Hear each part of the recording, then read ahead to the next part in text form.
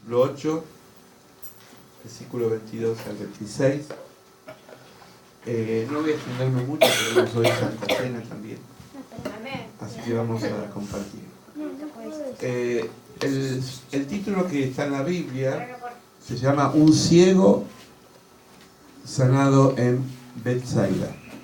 Un ciego sanado en Betsaida. Vamos a ver la palabra en su totalidad y después vamos a tratar de compartirla. Dice, vino luego a Betsaida y le trajeron un ciego y le rogaron que le tocase. Entonces, tomando la mano del ciego, le sacó fuera, esto de Jesús, le sacó fuera de la aldea y escupiendo en sus ojos, le puso la mano encima y le preguntó a Jesús si veía algo. Él, mirando, dijo, veo los hombres como árboles, pero los veo que andan.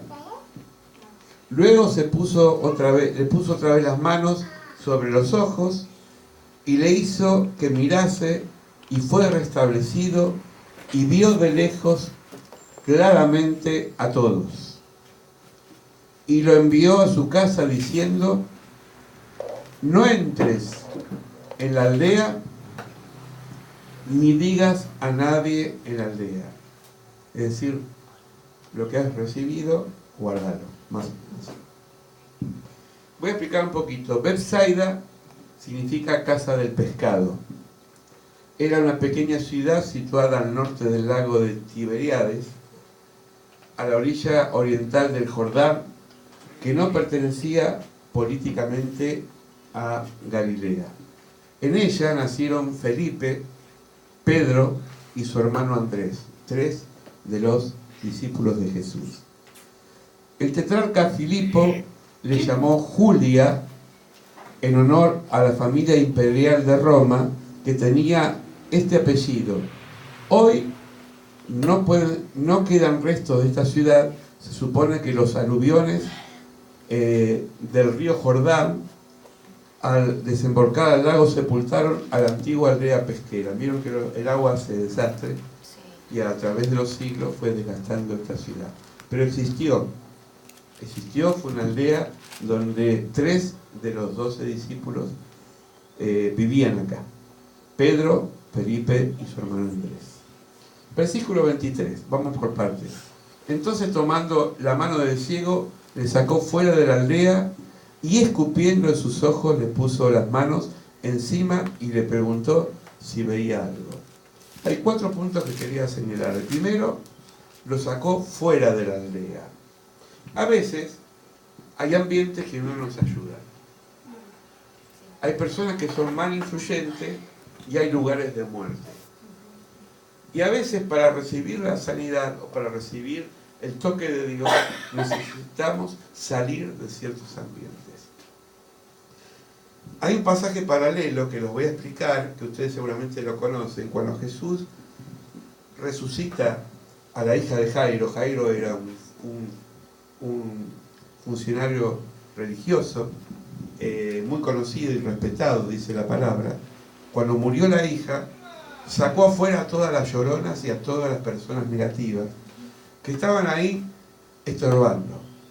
¿Por qué? Porque Jesús necesitaba limpiar el ambiente de esa presencia. Nos guste o no, hay personas, hay situaciones, hay cosas que son negativas y a veces no ayudan a entender con claridad el mensaje de Dios. Esto no quiere decir que tenemos que vivir aislados como monjes, ni darle la espalda a los seres humanos, pero tiene que ver con que tenemos que preservar muchas veces nuestra identidad. Y Jesús dijo algo muy fuerte que a veces yo no lo atrevo a decir.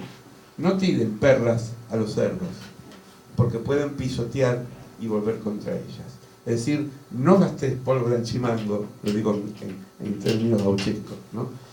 Con personas que le has hablado, pero que no han cambiado, ¿no? Es decir, hay procesos, oramos, pero no insistir y no dar con aquellas personas o situaciones negativas.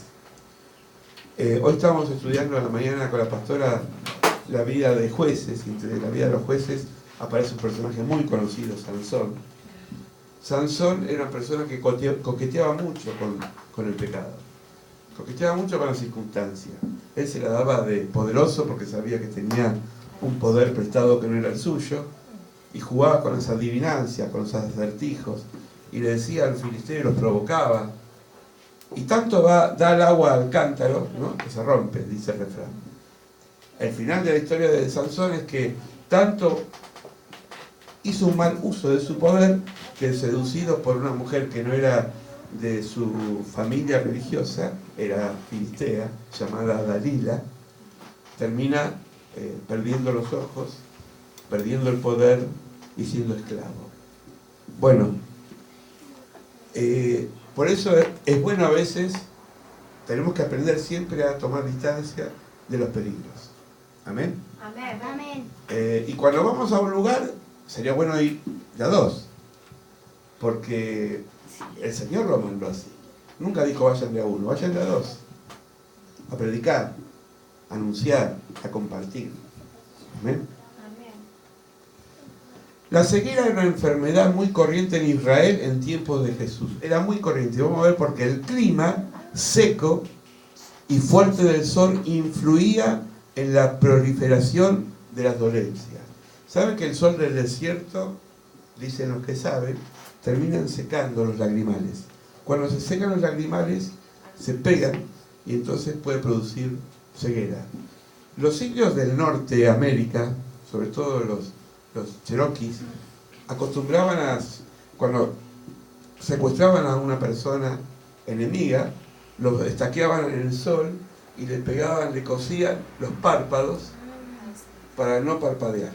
Esto producía el fuerte sol del desierto, ceguera. Es decir, fíjense cómo Dios puso estas pestañas, que algunas son muy lindas, otras no tanto. Otros las pintan, otros las maquillan, pero las pestañas no están de balde. Es para cuidarnos de todo el polvillo y de todas esas cosas que...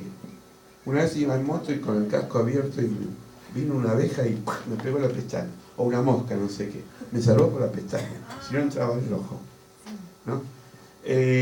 Entonces era muy común. La ceguera abundó en todo el mundo antiguo debido a la falta de conocimiento y de higiene. La higiene es importante. Para nosotros mismos tenemos acá la canilla, pero en el desierto no es fácil conseguir agua. Y el desconocimiento de las causas que originaban la enfermedad tenía por incurable, y muchas veces se la consideraban como castigo de Dios. Jesús cambia el chip. Le voy a explicar. Antes de Jesús, la gente pensaba que se enfermaba y Dios lo castigaba por la enfermedad. Hoy hay gente que piensa eso todavía.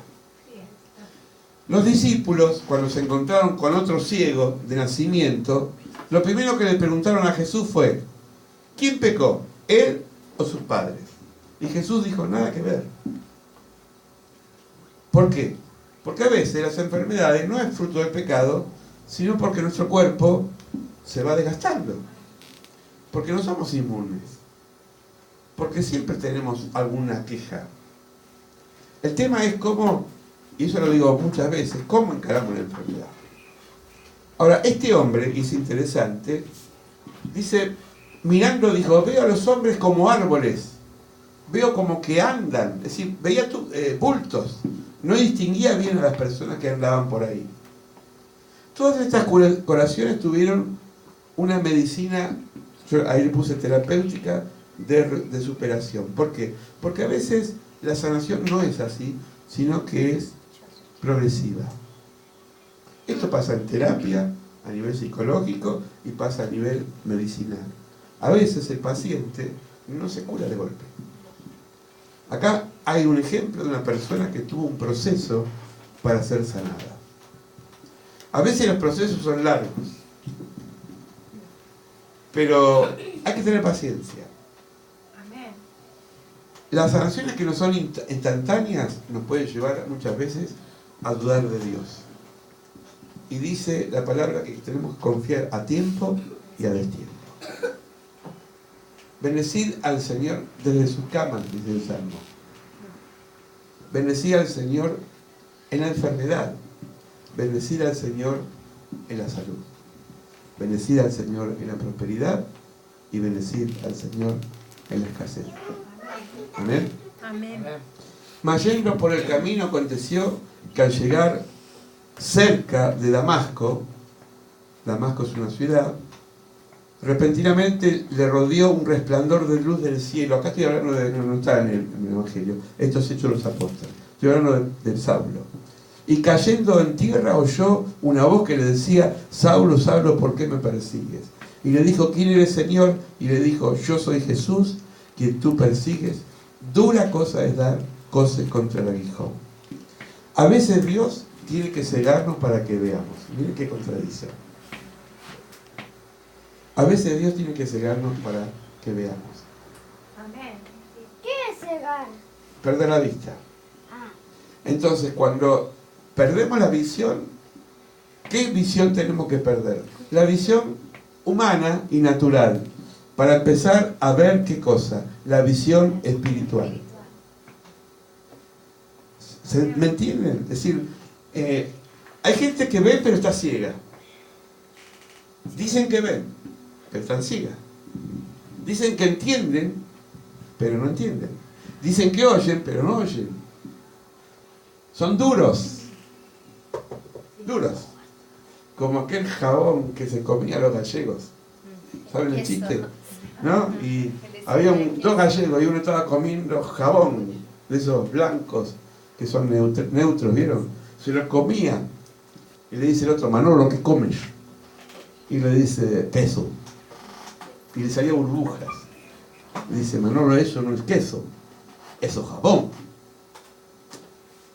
Es queso, le dice el otro, es jabón. Y entonces lo prueba el mismo que lo estaba comiendo y dice: tiene gusto a jabón, pero es queso. Porfiado, ¿no? Bueno, hay gente que es porfiada, que vos le mostrás la luz y le gusta andar a las tinieblas. Le mostrás la luz y le gusta andar a las tinieblas. Volviendo al Evangelio, luego puso otra vez la mano sobre los ojos e hizo que mirase, y fue restablecido y vio de lejos claramente a todos. El hombre no se conformó con ver una vez a medias, sino que insistió de vuelta para que Dios haga la obra completa. Mire qué enseñanza este Evangelio, ¿no? A veces somos conformistas. Bueno, Dios me dio esto y me arreglo. Pero esta persona no quería las cosas a medias. No quería ver árboles que caminaban. No querían ver bultos, sombras. Quería ver en serio. Esto se llama luchar contra el conformismo. Cuando uno se empieza a conformar, puede caer en peligro a no crecer. Es buena la ambición sana. Ser ambicioso está mal, pero es bueno siempre tener proyectos. Aunque sea, a veces pintar la casa, lustrarte los zapatos. Digo, es decir, hacer cosas pequeñas, motivaciones, ¿no? A mí me gusta mucho trabajar con las plantas porque siempre hay algo, las plantas del lugar. ¿No? ¿Cómo que? Cambiar los muebles del lugar. Sí. El tiempo. Acá nuestra hermana querida Edith, en una época vivió acá arriba, y yo a las 2 de la mañana a veces me despertaba y pensé que era un terremoto. Digo, en San Juan no estoy, en Mendoza no estoy, no era Edith que estaba cambiando unos muebles. Blum, blum, blum, de un lado para el otro. Bueno, renovarse es vivir, dice, ¿no? Hay gente que le gusta probar siempre ropa nueva. ¿Qué sé yo? Es decir, buscar de alguna forma recrear la vida. Dicen que lo que uno viste, lo que uno exhibe, es como está su espíritu, ¿no? Pero peor que eso, lo que uno dice es lo que siente su corazón. Y hay gente que es negativa, piensa en negativo y siempre está lucubrando que nada le va a salir bien. Bueno, esas personas lamentablemente no entran en la visión del reino de Dios. Este hombre era ciego y no le importó quedarse con media vista. Quiso tener una bella vista, una vista total, plena. Amén. Por último, Lo envió a su casa diciendo, no entres, esto le dijo Jesús, lo que está en rojo es palabra de Jesús, no entres en la aldea ni lo digas a nadie en la aldea. Es decir, Jesús quería discreción.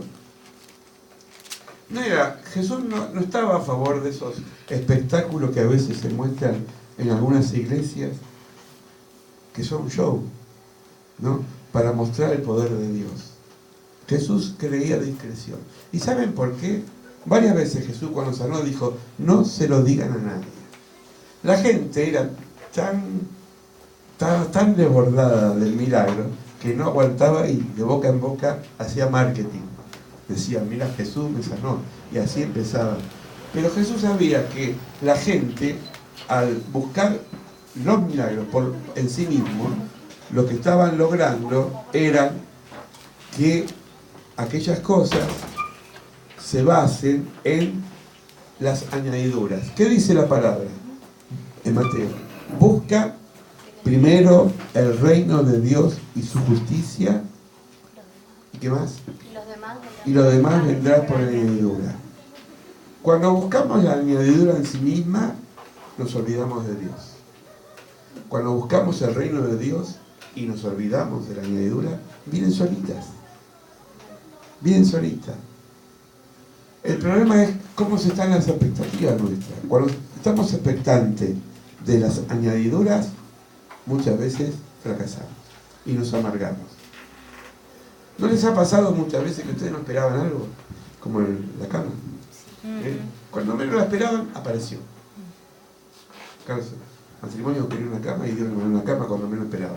Pero Dios tuvo que armar todo, la enfermedad acá de Manuel, que no ir a trabajar ese día, quedarse en la casa, y vino la bendición. Pero cuando vos estás obsesionado por la bendición, peor. Soltate. Dios ya te va a dar el momento justo. Los goles de Boca ya van a venir. Tranquilo. ¿Amén? Muy bien. ¿Qué es un ídolo? Dice el Salmo 115. Los ídolos de ellos, de aquellos, como decía la pastoral, de otros, no nosotros, son oro, ¿y qué más? Plata. Obra de mano de hombre. Tienen boca, pero no hablan. Tienen ojos, pero no ven. Orejas tienen, pero no oyen. Tienen narices, pero no huelen. Tienen manos, pero no respiran. No palpan. Tienen pies y no andan. No hablan con sus gargantas. Semejante a ellos son los que hacen cualquier cosa y confían en ellos. ¿Saben qué es un ídolo? A ver, ¿cómo me defino?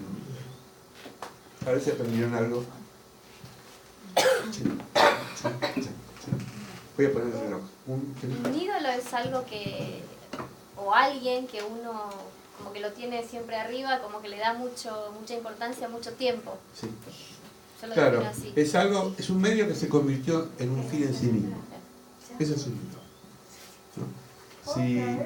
Si mi celular es, yo sin él no puedo vivir, se convirtió en un ídolo. ¿Se entiende? Si yo no puedo vivir con ciertas personas, estoy idolatrando a las personas. Jesús tiene salidas muy duras. Una de ellas fue así, y la tiro así al voleo. El que ama más a su madre, a su padre, a su hermano, más que a mí, no es digno de mí. ¿Qué quiere decir? Que Dios está en un lugar superior a las personas, porque las personas cambian. Las personas son hoy, ayer me decía, tuvimos una reunión familiar y me contaba un familiar que su hijo, cuando empieza a trabajar, el patrón es el mejor del mundo. Y los compañeros son los mejores del mundo. Y a los 3 meses terminan siendo los peores del mundo. Pero no es que el patrón cambió, sino que la visión, al principio, como toda persona, lo idolatra y después cuando se da cuenta que esa persona es falible y tiene defectos, ya no es tan importante como antes. Pero esto es tan viejo como el ser humano.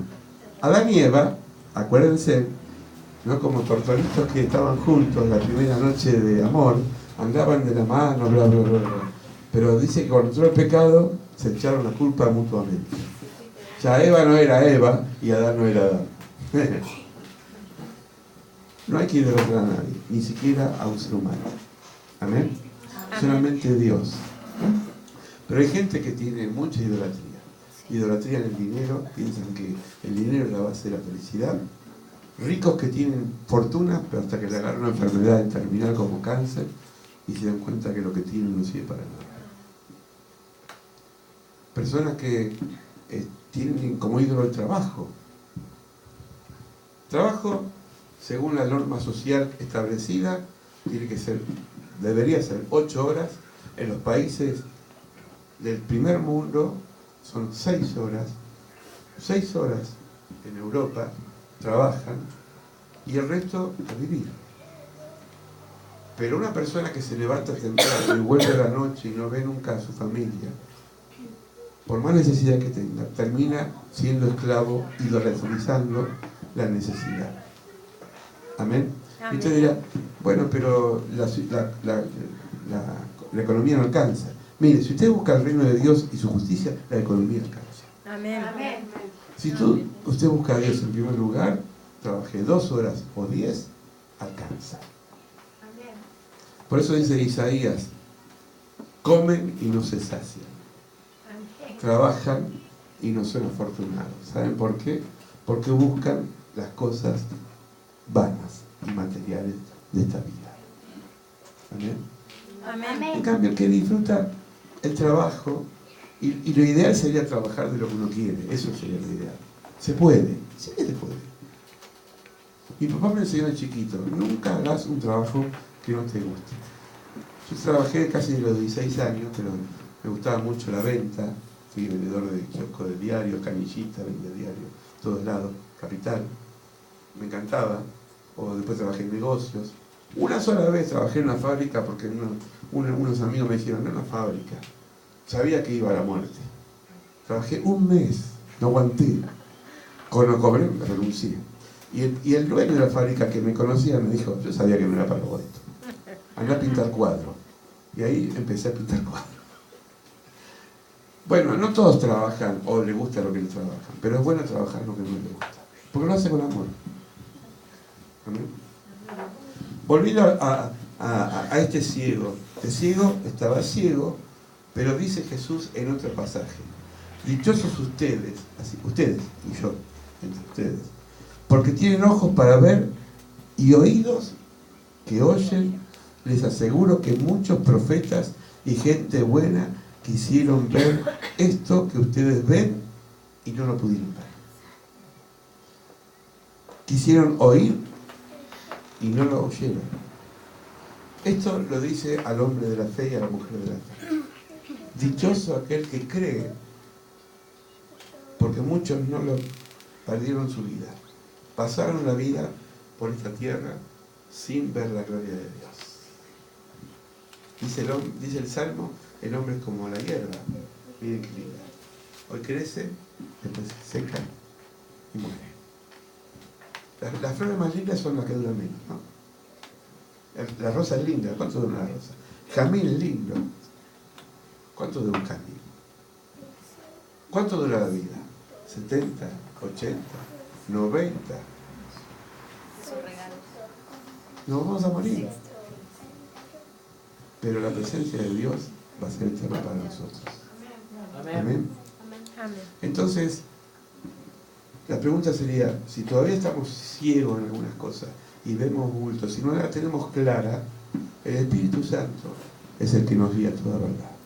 Dios quiera que nos guíe a toda verdad y que podamos entender aquellas cosas que todavía no lo entendemos. Es decir, me gusta aquello que ¿la tenés clara? Yo a veces la tengo media clara. Es bueno ver con claridad. Amén. Vamos a orar. Padre, te damos gracias por este evangelio de Marcos, un evangelio muy peculiar porque la sanidad de tu Hijo Jesús no fue instantánea, sino que fue paulatina. Poco a poco Él fue obrando sobre este hombre, Señor. Señor, te damos gracias porque creemos que muchas veces nosotros vemos como árboles, vemos confuso, no vemos con claridad, Señor. Porque estamos tapados de problemas, Nuestra mente está cegada. Estamos, Señor, idos buscando soluciones vanas y parciales de la vida. Pero, Señor, hoy tu palabra fue clara. Guíanos a toda verdad. Ilumina nuestra luz que tenemos adentro con más luz. Y si hay recovecos de tiniebla en nuestro corazón, disípalos con el poder del Espíritu Santo. Bendice a mis hermanos presentes. Bendice la vida de cada uno de ellos. Que puedan obtener lo que quieren en fe. Si es trabajo, que lo reciban en fe. Si es bienestar, que lo reciban en fe. Si es restauración física, que lo reciban en fe. Porque Jesús dijo, tu fe te ha salvado. Creemos, Señor, en aquellas cosas que no vemos, que van más allá de nuestro entendimiento. Entendemos que tú tienes grandes promesas para nuestras vidas. Para cada uno de nosotros tienes un propósito. Si no lo descubrimos, ayúdanos a descubrirlo esta noche. Si lo hemos descubierto, que podamos seguir trabajando en ellos. Enséñanos, Señor, a ver cuál es el camino que tenemos que transitar. Guíanos a toda verdad en el nombre de Cristo Jesús, nuestro Señor. Amén y amén. Dios los bendiga. Vamos a participar de la Santa Cena.